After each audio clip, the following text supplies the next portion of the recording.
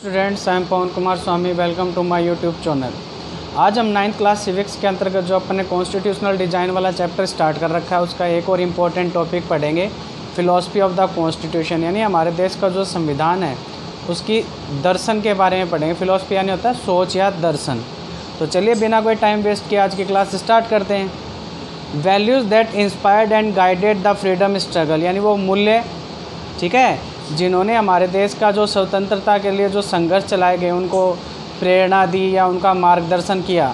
And one in turn nurture by it, और जो उसके द्वारा जिसको क्या किया गया, पोषित किया गया। Form the foundation for India's democracy, वो हमारे देश की जो लोकतंत्र है उसकी क्या है, एक फाउंडेशन है, नींव है। यानी जिन मूल्यों ने स्वतंत्रता संग्राम को प्रेरणा दी और उसे दिशा निर्देश दिए तथा जो इस क्रम में जांच परख लिए गए, वे ही भारतीय लोकतंत्र का क्या है, आधार हैं, नींव हैं।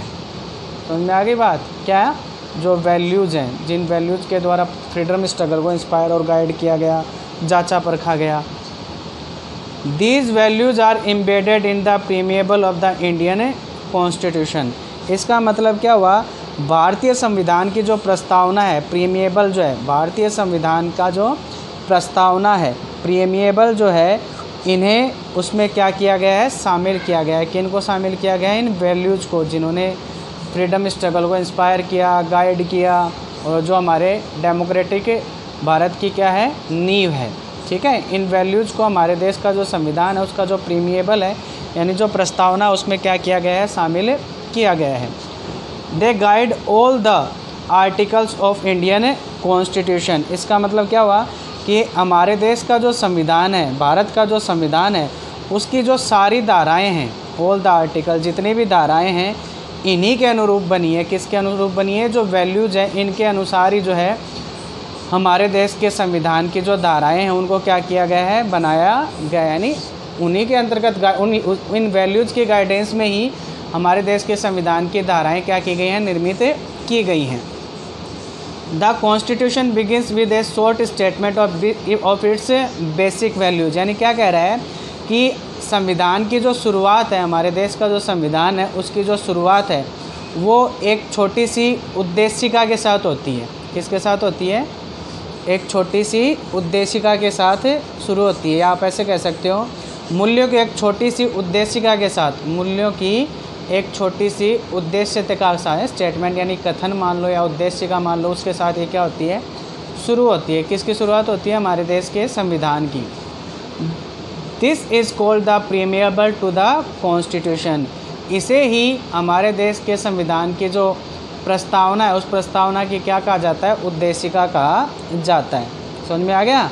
ये जो अपन बात कर रहे हैं कि ये हमारे देश के जो संविधान है वो एक शॉर्ट स्टेटमेंट से शुरू होता है, जो किसके ऊपर आधारित है, बेसिक वैल्यूज़ के ऊपर। जैसे मैंने बताया कि संविधान की शुरुआत बुनियादी मूल्यों की एक छोटी सी उद्देशिका के साथ होती है, और यही जो है, this is called the preamble to the constitution. और यही हमारे देश के प्रस्तावना में, इसी को हमारे देश में का जो प्रस्तावना है, उस प्रस्तावना की क्या कहा जाता है, उद्देशिका कहा जाता है। Taking inspiration from American model, most countries in the contemporary world have chosen to begin their constitution with a preamble। इसका मतलब क्या है कि अमेरिका का जो संविधान है, उस अमेरिका के संविधान का जो प्रीमिएबल है, यानी जो प्रस्तावना है, उससे प्रेरणा लेकर आजकल जो समकालीन जो देश हैं, यानी फ़िलहाल जो देश हैं, वो क्या कर रहे हैं, अधिकतर दुनिया के जो देश हैं अपने क्या कर रहे हैं, वो उस प्रीमिएबल को अपने देश के संविधान में क्या कर रहे हैं, शामिल कर रहे हैं। किसको? प्रस्तावना को। किसके देखा देखी? अमेरिका का जो प्रीमिएबल है उसका देखी देखी, ठीक है, जो उससे प्रेरणा लेकर अधिकतर आज जो देश हैं वो भी अपने देश के संविधान में किसको, प्रस्तावना को क्या कर रहे हैं, शामिल कर रहे हैं। तो ये एक पार्ट हो गया। अगला जो पार्ट है हमारा वो ये है कि let's read the preamble of our constitution. क्या मतलब हुआ कि चलिए इसकी शुरुआत हम हमारे देश के संविधान का जो प्रस्तावना है उसके साथ करते हैं ना। Let's read the preamble of constitution very carefully and understand the meaning of its keywords. तो क्या कह रहा है, चलिए इसकी शुरुआत हम संविधान की प्रस्तावना से करते हैं, उसको बड़ी सावधानी से पढ़ते हैं और साथ ही साथ इसके जो प्रत्येक शब्द है उनको समझने का क्या करते हैं, जो प्रमुख शब्द है उनको समझने का या उनका अर्थ को समझने का प्रयास करते हैं। The preamble of the constitution reads like a poem of democracy. क्या कह रहा है, संविधान की जो प्रस्तावना है वो लोकतंत्र पर एक खूबसूरत कविता सी लगती है, जैसे कोई कविता लिखी गई हो, किसके ऊपर, डेमोक्रेसी के ऊपर, है ना, पोएम।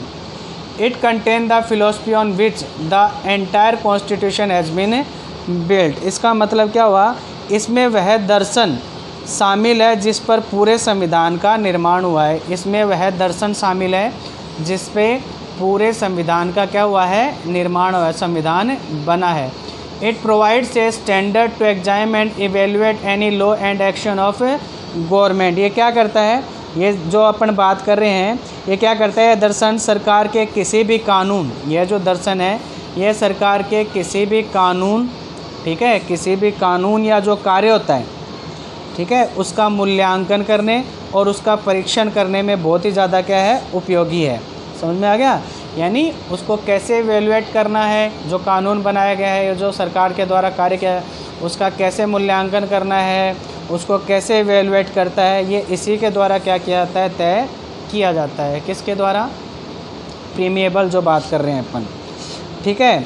इसके अलावा to find out whether it is good और बैड, और साथ ही साथ ये पता करना, फिर एनालाइजेशन करने के बाद ये पता करना कि भाई ये जो कानून बनाया गया है, गवर्नमेंट के द्वारा जो एक्शन लिया गया है, क्या वो सही है या गलत है। It is the soul of the Indian constitution. इसीलिए इसे हमारे भारतीय संविधान की क्या माना जाता है, आत्मा माना जाता है। किसको, प्रीमिएबल को, प्रस्तावना को, क्योंकि सारी की सारी चीज़ें इसी के द्वारा क्या होती हैं, निर्धारित होती हैं। बात समझ में आ गई। तो एक ये चीज़ है इसके अंदर, किसके अंतर्गत, जो अपन पढ़ रहे हैं, फिलॉसफी ऑफ द कॉन्स्टिट्यूशन, ठीक है। तो ये चीज़ें अपन ने इसके अंदर पढ़ी। तो ये थी अपनी आज की क्लास। आगे की क्लास अपन नेक्स्ट क्लास में पूरी करेंगे। इस टॉपिक को जो अभी तक पढ़ा है इसको समझने के लिए अच्छी तरह से इसको वीडियो को पूरा देखें ताकि आपको कोई डाउट ना रहे। अगर पसंद आए तो लाइक करें, शेयर करें और सब्सक्राइब करना ना भूलें। Thank you so much. मिलते हैं नेक्स्ट क्लास में। नेक्स्ट क्लास में अपन जो ये कुछ कीवर्ड्स दे रखे हैं, जैसे we the people of India, social, socialist, secular, democratic, इनके बारे में एक एक करके पढ़ेंगे। Thank you so much. मिलते हैं नेक्स्ट क्लास में।